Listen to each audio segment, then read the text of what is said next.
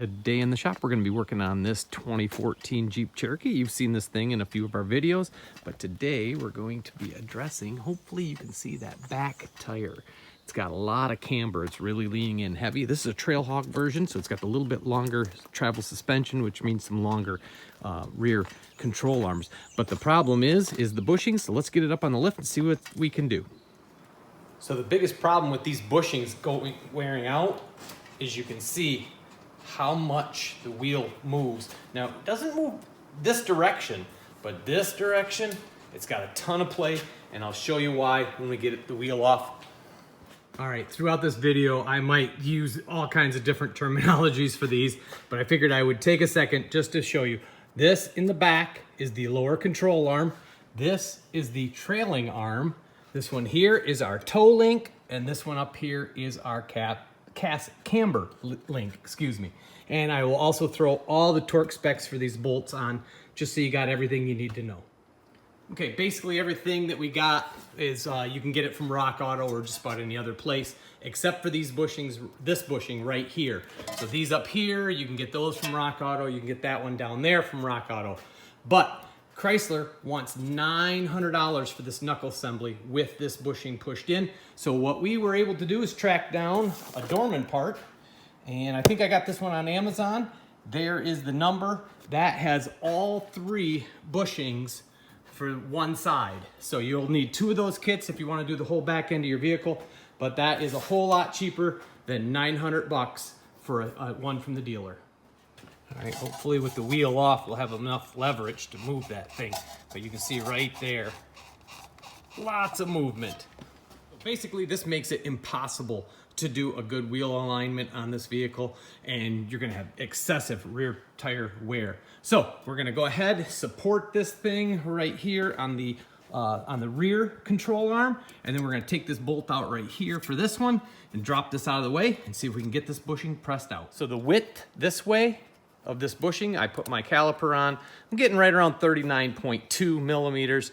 This one, if I put my caliper on it, the new one is right there close to the same size. So that way we're good. And now let's measure the other direction. All right, with a little bit of crud and rust, maybe a little mud, we're at 47.26. And this new one, boy, it is right there, real close to that same measurement. So I think we're good there. So let's go ahead and get this thing blown apart.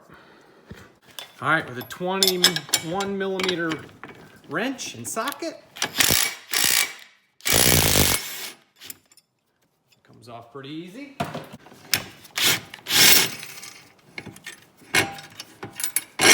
Now remember, I do have it supported here. All right, that is out of the way. So now let's figure out how we're gonna get this thing pressed out of here. I just put my big ball joint kit on it. I don't have the exact size for this outside diameter, but first thing I'm gonna do is just kind of see if I can push that center piece out, and that will give me a little bit more flexibility with what I can put there. So.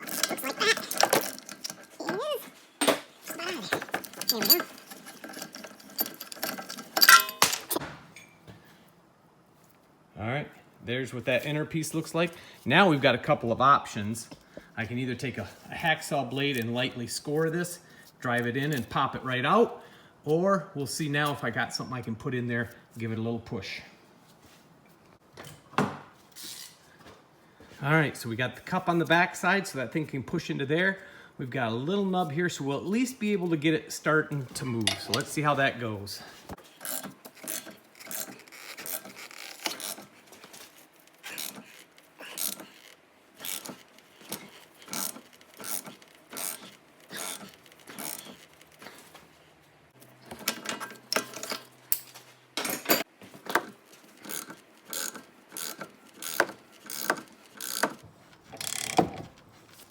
So right there, I'm using one of the old bushings from the upper.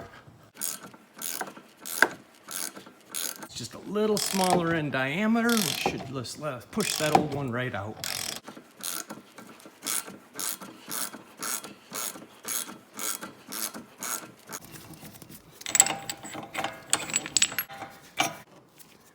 All right, this is just about out. It's got maybe a 1/4 inch left, so I'm just gonna take a punch and just kind of finish it.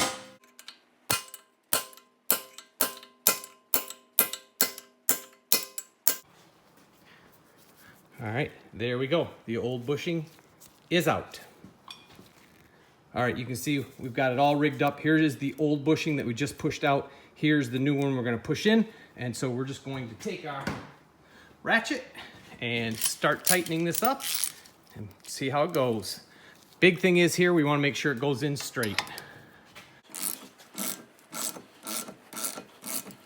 And it's going pretty easy, so I'm gonna say that it's good.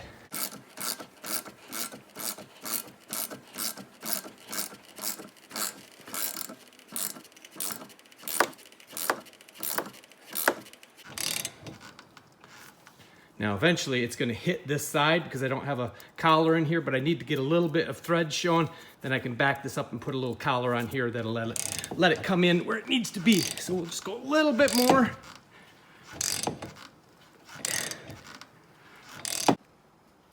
Okay, we got everything back up in there. So let's go ahead and see if we can continue on.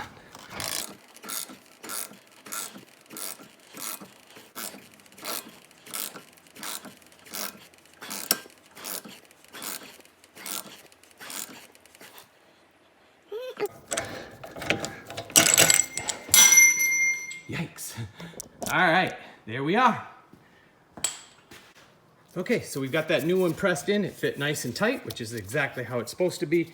We got a little gap here and a little gap there, and our arm slides right up on. So now we'll use our little jack here to kind of get that just right, stick the bolt back in, and that is done. Now, you want to check this one while you're doing it, because these arms are replaceable, but these bushings up here are in the arms when you buy them.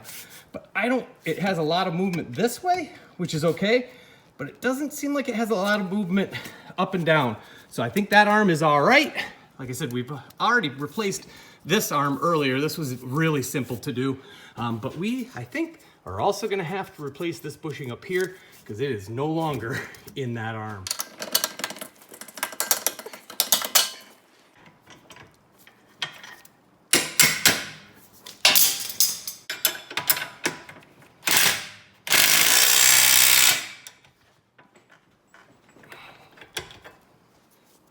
All right, we got that front bushing. It came in, and there's kind of what it looks like.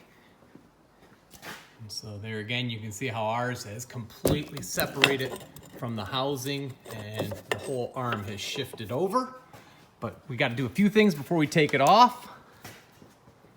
And the first thing is I want to just kind of get these lines, disconnect it from the arm, because then I can take the whole arm off and take it over and put it in the press to press the old one out and hopefully press the new one in. So just 3 bolts that hold it on.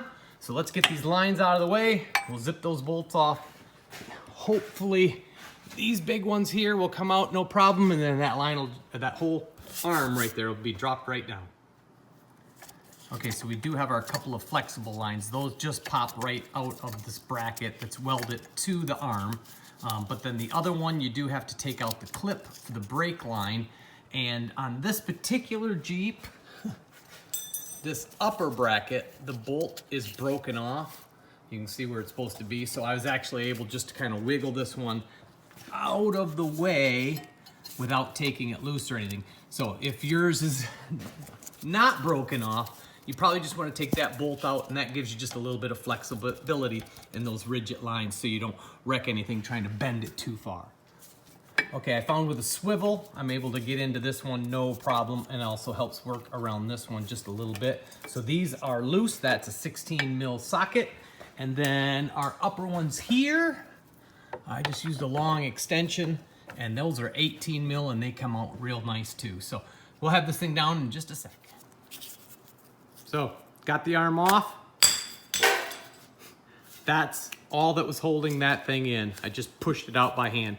So now we got to get this ring out, which shouldn't be too bad, and then press the new one in.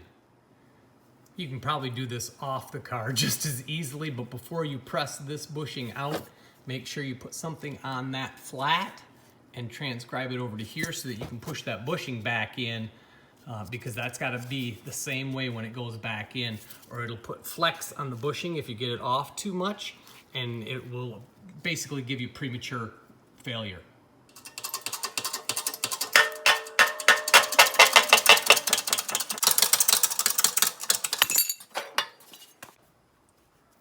We got our bushing here in the press, and then we're going to take our arm and set it in there. We're going to make sure that we line up there. Then we'll set our pusher on, and I drew a little line around that just so I could make sure that I was pushing pretty square on it. Come on, get in there. There we go. We're in.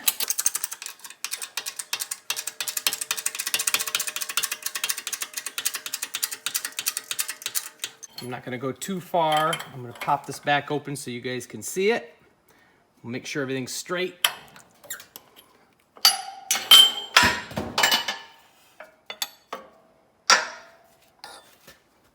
So there you go. You can see our line right there going across. So we are nice and square and straight. So now we can go ahead and finish pushing this in. Move that. So one thing to remember, as this bushing pushes in, this is coming up, and we only have so much clearance to push, so we're gonna go ahead and put a different piece on. We'll see if we can get that to fit. When we hit that thing, we know it's time to stop.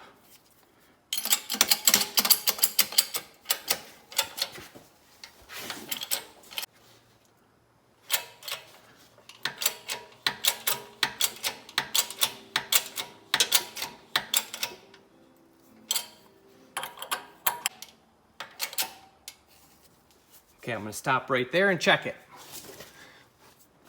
Okay, just stuck the old arm in the vise, and so I could kind of put these two up to each other to compare kind of the gap between them. So let me get this kind of lined up. Okay, there you go. So you can see we're about the same gap, each side the same. So that's where we want it. That way it's pretty close to where the factory was. So let's go ahead and get this one pressed out, and then we can get this job done. Okay, so maybe you got a little bit ahead of yourself and you already pressed these out, so you don't have anything to compare it to. So I will go ahead and give you a measurement. It is about 7 millimeters, or just about 1/4 of an inch is what that gap should be. All right, we did the before. Remember, not really much this way. It was all this way. So let's see how it is now. Look at that. A whole lot better. There is some movement, but these are rubber bushings. So there's gonna be some movement, but I think that that's now ready to send off and have an Thank you for watching. I hope this video saved you guys some money.